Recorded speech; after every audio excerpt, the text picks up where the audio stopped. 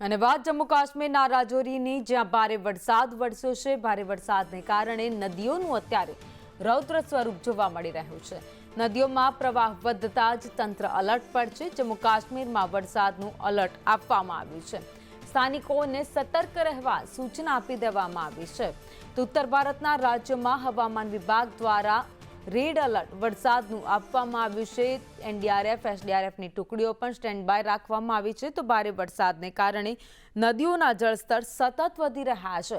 નદીના પટમાં ન જવા માટે અને આસપાસના વિસ્તારમાં પણ ન જવા માટે ખાસ તંત્ર દ્વારા અપીલ કરવામાં આવી છે। સ્થાનિકોને સૂચના પણ આપવામાં આવી છે। એટલું જ નહીં, જે નીચાણવાળા વિસ્તારો છે, જ્યાં ગમે ત્યારે પાણી આવી જતું હોય છે, તેવા વિસ્તારોમાંથી લોકોનું સ્થળાંતર પણ કરી દેવામાં આવ્યું છે।